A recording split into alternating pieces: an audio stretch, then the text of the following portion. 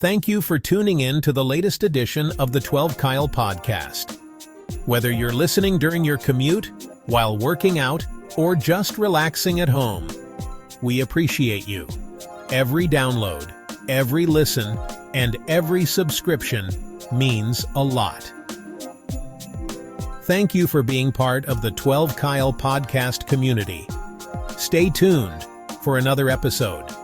This is the 12 Kyle podcast. Ladies and gentlemen, thank you for listening. Thank you for downloading, and thank you for subscribing to the latest edition of the 12 Kyle podcast. I am your boy, 12 Kyle. Man, check this out. On this episode, what we're going to talk about is the family reunion. At the time of this recording, it is family reunion season. This is right around the time of the year that families, let me be more specific, Black families get together for family reunions. I can't really say if I know that white people get together for family reunions in the summertime, late summer. I don't know. I'd probably have to ask some of my white friends. With that being said, this is the time of the year where we have the Black family reunions. And those are always interesting in and of itself because, one, you have this collection of people who are in one way, shape, or form related to each other. I particularly enjoy the family reunions that I've gone to. Full disclosure, I've never been to a family reunion on my dad's side of the family. My mom's side, we have them. We have them every now and then. I think our last one was 2021. And that was fun. I enjoyed it. I thoroughly enjoyed it. But, family reunions can be a task. They can be a bit overwhelming if you're planning it. And I know that because my wife, Sharice, she and her cousin T, they actually planned family reunions twice on her side. And we attended those, and those were really, really dope. But no, they're a task. But at the time of this recording, this is family reunion season, and recently had a conversation with my man King Germ. Shout out to King Germ from Pod and Saved Our Marriage. Check out his podcast every Friday. Germ and I were on the phone the other day, and he mentioned the fact about this being family reunion time. And Germ doesn't really do family reunions like that. So, but we got a kick out of some of the things that happen at a family reunion. Also, big shout out to the homie Scott Thomas. Scott Thomas is a proud alum of, there it is, South Carolina State University, just like me. I believe Scott graduated in 1992, but Scott and I were on the phone the other day, and he had called me to talk about another episode, and I appreciate Scott for tapping in as he does. But we got on the subject of this thing, and he actually gave me a couple of gems, things to kind of discuss on this podcast. But yeah, so family reunions they're interesting, particularly for us as Black people. But full disclosure, if you don't know, if you're not watching on YouTube, first and foremost, thank you for watching. For those who are watching, make sure that you subscribe, share it, and tell a friend. I'm Black, so I've only gone to Black family reunions. But the thing that we all kind of notice, and I'm not speaking out of place in saying this, is that there's a certain thing or things that happen at family reunions. And one of them is the people that actually show up for said family reunion. So in this episode, what I'm going to do is talk a little bit about the people that show up for the family reunions. Again, all of them are your family. So, as much as you want to kind of clown them, or you can't really disown them. I mean, you could say, oh, that's my fifth cousin, so I don't even care. But in reality, that's your family. And we don't have any control over who we're related to, right? So I've got a couple of people that show up for the family reunion. And these are no particular order. Number one, the family members that don't pay, they show up for the family reunion. I don't really know why you would show up for a family reunion if you didn't pay. There are costs that are involved with family reunion because you have to have lodging, you want to buy T-shirts and with the family name on it and heritage, and they might have a design with the names of your ancestors, and your lineage, and they may even have your name on it, or at the very least your family's name. And so there's some cost involved. So each family or family members have to pay a certain amount of money to come to the family reunion. Well, there's always the cousins that don't pay and they show up anyway. And some never get asked to pay. And then others are like, hey, if you're going to put in on this, because here's the thing, when you're at the family reunion, you're going to eat and you're going to drink. And all of that's included in the package for what you pay for the family reunion. So it ain't free and it ain't cheap. So, but there's always the cousins who show up that did not pay. And for the most part, most of them eventually pay.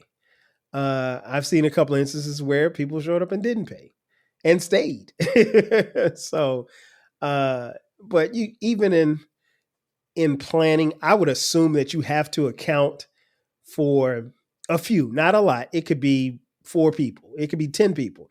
You have to have an overage to some degree because there's going to be some that are going to show up that did not pay. But if you're listening or you're watching and you're going to a family reunion, pay your money. Come on now. Don't wait to the last minute. I know that's easier said than done because stuff comes up, and family reunions normally happen right before the kids go back to school. That being said, pay your money. You've got a whole year. The family reunions are normally planned a year in advance. So you have ample amount of time to pay. Don't wait to pay your family reunion dues. The second person that shows up, and again, these are no particular order, the second person that shows up to the family reunion is the historian. What I mean by that is the historian is the person who, or persons who know all of the family history. Now, these people are important because they are in many ways maybe the last tie to the distance of your ancestry.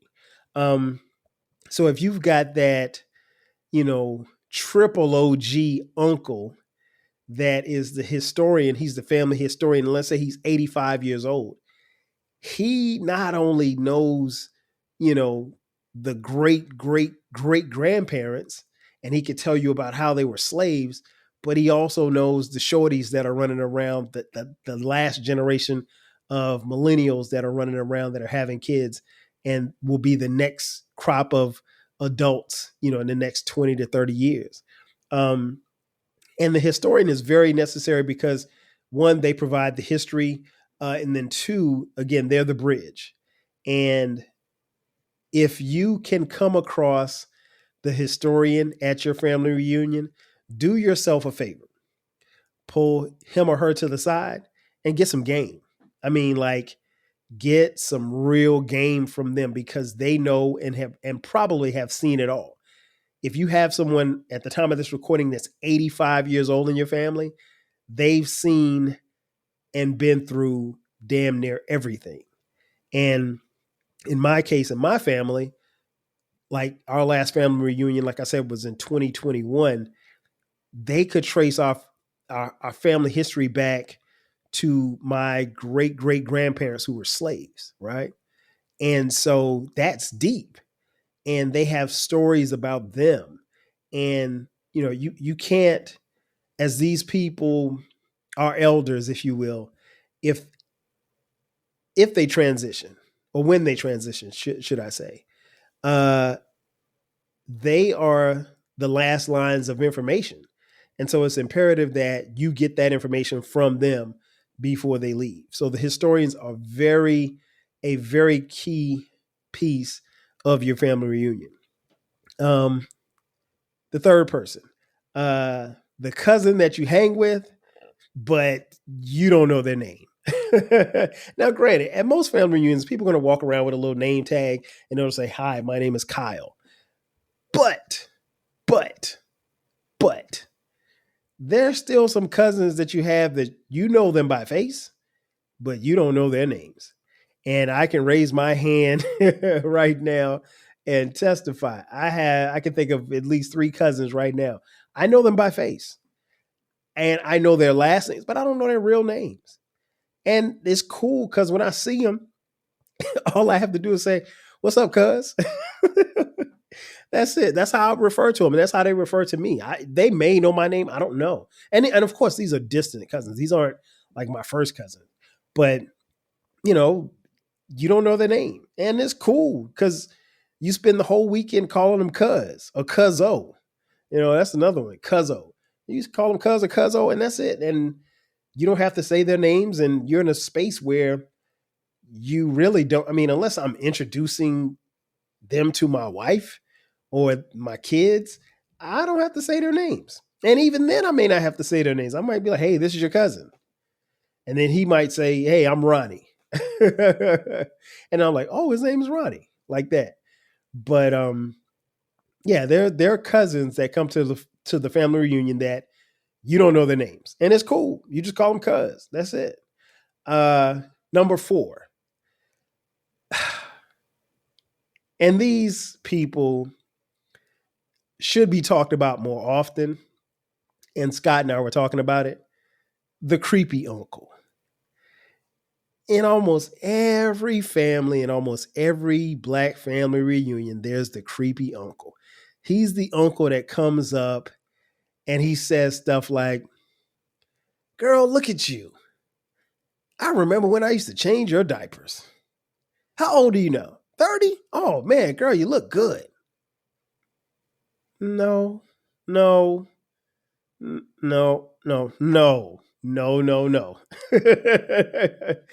No, go sit down, old timer. That's not cool. That's not cool because it's giving off, creepy uncle vibes. You're the creepy uncle. If she's 30 years old, she doesn't need to be reminded that you changed her diapers at 30. And you're looking at her like, if you weren't at this family reunion, you would try to holler at her. And then some may. And that's crazy because no, it's not okay. And that goes down a whole nother road that we don't even want to talk about, but should be discussed. But yeah, there's quite a few creepy uncles that make comments like that. They're at the family reunion. Now, I will say this much. They weren't at my family reunions, but I do know that they exist. Number 5, the cousin that gets high all the time. And when they come through, they got the best weed that you ever want to be around. Now, full disclosure, I don't smoke. I've never smoked weed before in my life, but I don't mind being around weed heads. And I've been around mad weed heads in my life. And weed heads, when they're really, really high, are some of the funniest people ever. And they tell some of the best stories ever. And they tell some of the best jokes ever. And so that's why I enjoy being around left-hand cigarette smokers. But your cousin that gets high all the time, that's probably got the best weed, they're at the family reunion. And you know what? The more that I think about it, that's probably King Germ. King Germ is probably that cousin who gets high and has the best weed because we know King Germ smokes, right? And he probably has like the greatest of weeds. So yeah, he's probably got good reefer. Shout out to King Germ. The next person, number 6, the aunt and uncle who do nothing but argue all the time at the family reunion. Listen, these people exist. Again, I'm not going to say that they existed in my family, but I've seen them before. And they may or may not have been at my family reunion. Yeah. I mean, like the old couple that literally gets out of the car and they're arguing as they arrive at the venue for the family reunion. They're getting at the hotel and they get out of the car, slamming doors, cussing at each other. And you're like, what are we witnessing here? Like, who are these people? And that's who they are. Again, they're family, so you can't disown them, but they're at the family reunion. That aunt and uncle who show up, and again, the whole time that they're there, they're arguing. They're arguing about the food. They're arguing about where they're going to stay. They're arguing about size T-shirts. They have an internal conflict, and it goes on for the entire family reunion. They separate, and when they come back together at the cookout, they're still arguing. Yeah, those people, they're at the family reunion as well. Number 7. Again, these are in no particular order. The aunt that shows up with a man, but he's not your uncle. And he's not her husband. This can happen. This does happen quite a bit. He's either her boyfriend or she's his mistress. And so she's, parading him around, but they're together, but they really ain't together. Number 8, the uncle that shows up with a woman, but she's not your aunt. That could be his girlfriend or that could be his mistress. Who knows? But they managed to make it to the family reunion. Number 9, the wealthy bougie cousins. I'm willing to bet that there are wealthy bougie cousins at every family reunion. There's no doubt in my mind. Do I have them in my family? Probably. I don't want to call them out, but I'm sure they're going to hear or listen to this podcast. You know who you are. Yeah, they do exist. And that's just Black folks, because that's how we are. And we cool like that. We fly like that. I'm not going to knock it, but we do have the wealthy Black bougie cousins that show up at the family reunion and their nose is higher than a 747. They're happy to be there, but they're also looking down on the functions as they move about. They're talking to family members and they're slightly looking their nose down at them because they don't have the money that they have. To them, it's them coming and hanging for a weekend with the brokies. So if you're listening, don't be those people. But I will say that those people do exist and they do attend most family reunions, mine included. Have I seen them before? Yes, I have. But don't be those people. Number 10. And Scott and I talked about this and we got a good laugh. The cousin that you hope ain't your cousin.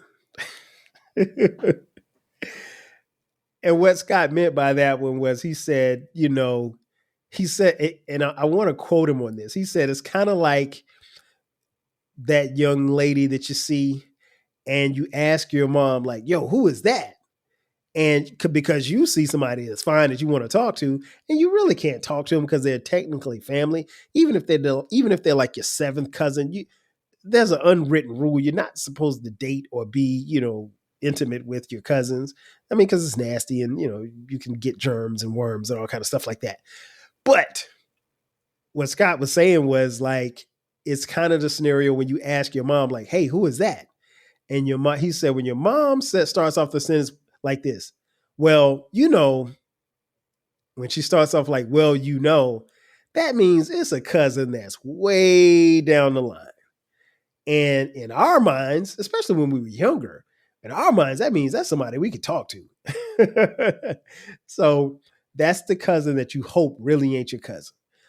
They show up at the family reunions. Number 11, the complex family members show up at the family reunion. What I mean by that is those are the family members who, because here's the thing, on Sundays, there's a Sunday service that we all try to attend as a family for a family reunion. Those are the cousins that have from Friday to Sunday morning have been drinking, cussing, smoking weed, getting drunk, doing all kinds of stuff. And then Sunday, they are in the pulpit or they're in the choir singing or preaching. And you're like, wait a minute, I just saw you smoking weed yesterday. Why are you up there catching the Holy Ghost? You ain't Esther from Sanford and Son. So that type of thing. Those are the complex family members. I'm willing to bet that they are at most family reunions. So that's that. And last but not least, number 12, the gossipers. There are gossipers at every single family reunion. And how do I know? Because normally the family reunion gossip gets out and gets spread out, and it's normally done by those who run their mouths all the time. And you're going to have that at any family. I don't care who you are. I don't care, especially if you have a big family reunion. There's going to be people that are going to be talking about each other in the family and spreading gossip before you even leave the family reunion. And now, given the fact that there's social media, you can put it out at the push of a button. So the gossipers, hopefully they're not a lot at your family reunion, but I'm willing to bet they're more than a few. Don't let them be you. That's what I say. But they are definitely at the family reunion. So, just try not to be those people. Last but not least, you gotta play music at the family reunion. Now, here's the thing. If you hire a DJ, the DJ can't be whack, and the DJ's gotta play some staples for the family reunion. When you ask what are the staples? Here's just a few. You gotta play September by Earth, Wind, and Fire. Listen, that song is a forever jam, and it's something that'll get the younger folks moving. It's definitely going to get the old school cats moving, and everybody's going to get up and dance a little bit. Another one, Before I Let Go, Frankie Beverly and Maze. No disrespect to Beyonce, but Beyonce's version of Frankie Beverly's Before I Let Go doesn't get played at the family reunion. The original does. You can't play Beyonce's version because the original obviously is the better version, even though I like Beyonce's version. But no, that's got to get played. That gets played at every Black family reunion. I don't care where you are. And if you play that, you got to play Outstanding by the Gap Band. Come on, man. That's still my joint. That's still my joint. What else? Oh, Summer Breeze by Kool and the Gang. Definitely gets a lot of play at the family reunion. Another one that symbolizes the times, Good Times by Chick. Listen, there ain't no family reunion without that song. Let me see. Let me give you two more. These two are obvious. If you're at any family reunion, We Are Family by Sister Sledge has to be played. That's a given. There's no ifs, ands, or buts about it. That song will definitely get played. And last but not least, it could be number one at the top of anyone's list. Family Reunion by the OJs. That song is forever played at every family reunion. It is very apropos. I'm sure they made that with the idea of this song will stand the test of time because it truly has. And, never get tired of hearing it. I mean, you can't beat the OJs. Now, what becomes interesting is when you play these songs at a party or a cookout or what have you, there's going to come a point in time where the young folks, they're tired of hearing these songs. They don't want to hear these songs. They want to hear some songs where they can get up and dance to and jump around and bump into each other. So the DJ is going to have to play the latest Megan Thee Stallion song or the latest Beyonce song or the latest bop. The problem is it's got to be the clean version. It's got to be the clean version. If you're not playing the clean version, you got to get out of here, DJ. And then, of course, you got to play the line dance songs, you know, the wobble, the electric slide. I told you I don't wobble and I don't electric slide. And any other line dances you can think of. Cha-cha slide, the boogaloo slide, the shrimp slide. I don't know. You know what I'm talking about. But overall, in conclusion, family reunions are dope. They're a chance to, you know, bring the older generation and have them mingle and, you know, be honored and saluted and loved on, because that's what's necessary. But it's also a chance to take the younger generation, put them in the front and let them understand what their history is. Because here's the thing, if you live in this world, particularly in this country, you will see that there are people who are trying to remove your history from you. And you will never have to rely on a textbook or a course to tell you who you are and where you came from when you have these group of people in your community, in your own family, that can tell you your story and where you came from. The problem is those people are slowly but surely transitioning and leaving this earth. So it's very important that our elders pass along as much information to us as possible, for us to pass it along to our kids, and ultimately for our kids to pass along to their kids, and so forth and so on. Because many, many years from now, 100 years from now, there just might be a 12 Kyle family reunion. And they'll say, hey, remember 12 Kyle? He was married to Sharice and they had 4 kids. That is my great, great, great, great, great grandfather. And he had a dope podcast and everybody listened to it. And we should press play and listen to this episode and hear him talk about us, because he just did. Ladies and gentlemen, that's going to do it for me. Thanks again for checking out this edition of the 12 Kyle podcast. If you haven't done so, be sure to subscribe to the podcast. You can find the podcast anywhere we drop new episodes every Thursday at midnight and every Sunday at midnight. The podcast is everywhere. Wherever you get your podcast, that's where you can find us. So make sure that you download and subscribe, and then share it with a friend and another friend. If you're on YouTube, thank you for watching. Subscribe there on YouTube as well. Hit the notification button. That way you will get notifications, because the YouTube episodes actually come out before the audio episodes. The great thing about the YouTube episodes is that we give you not only the audio, but we give you the visual as well. If you are on social media, hit us up on social media at 12 Kyle, at 12 Kyle Podcast. I'm on Twitter X, Facebook, Instagram, Threads. We have our own TikTok page at 12 Kyle Podcast. And if you want to contribute to the show financially, hit us up, $TWELVEKYLE on the Cash App. And we also sell merch. In your description box, you can see a link that says merch. Click that, and you can buy 12 Kyle Podcast t-shirts, hoodies, coffee mugs, posters, you name it. We got it at a very, very low price for you. So again, I am your boy 12 Kyle. Thanks again for checking out this edition of the 12 Kyle Podcast. And I will catch you guys next time. 5,000.